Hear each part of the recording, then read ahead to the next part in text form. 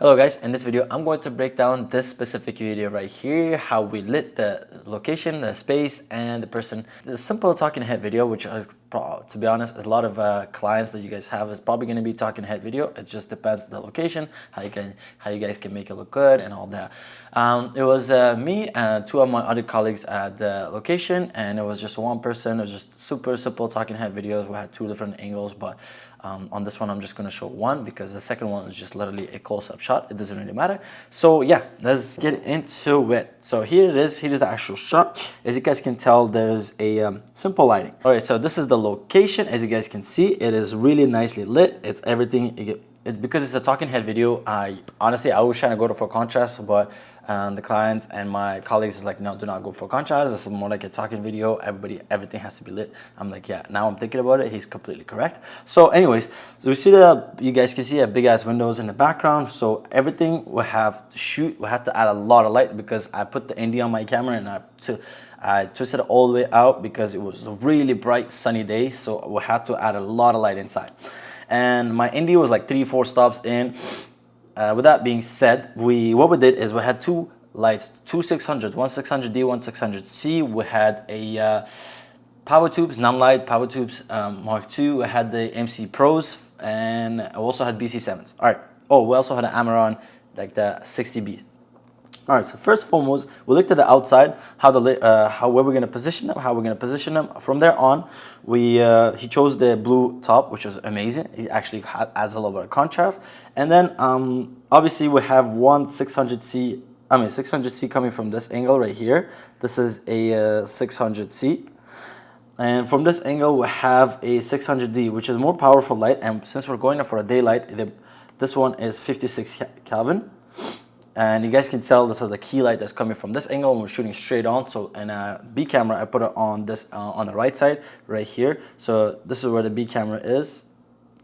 1 second. This is where the B camera is looking for from the right side angle, but we didn't end up using it as much because the main shot looks so much better. Anyways, so 600D on the left side with the key on 120 dome. On the right side is a 600C, which was on 4000 Kelvin because we had to add a little bit of different color and on the right side, so it looks, I don't know how you say that. Otherwise, it will look too like lit from both sides. So we decided to go with this 4000 Kelvin on the right side.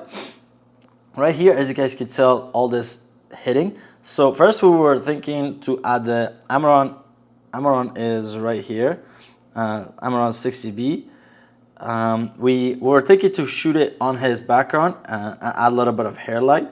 However, we did that and we didn't see much of a difference because the sun was so harsh and strong. So we're like, okay, if that's the case, then we're just gonna push this and hit the background here. As you guys can tell, it's just like looks like something is. It looks like sun is coming through, but it's not really. And also the background lighting is super bright, so it was pointless to try to shoot him and give him a hair light to separate him from the background because there's enough light coming in. Like everything is so lit. And then from there on, we put one MC Pro from here.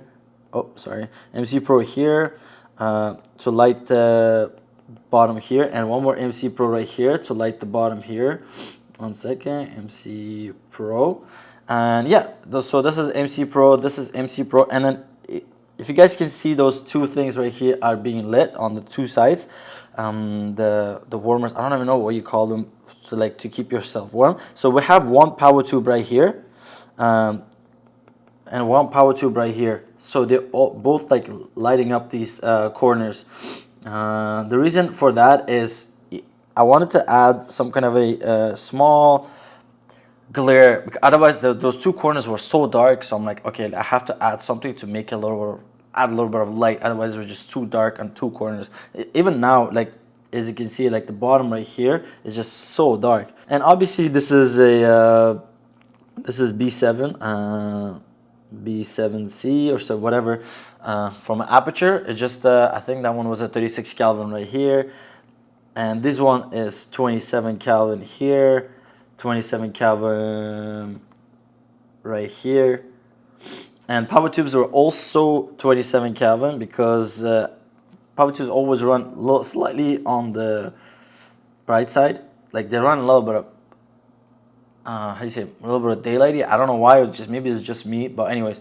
So yeah, so we had four 27 Kelvin. We had Amaran also on 36 Kelvin. Amaran was 36 Kelvin, and we had BC7s, B7Cs, aperture B7Cs on 36 Kelvin.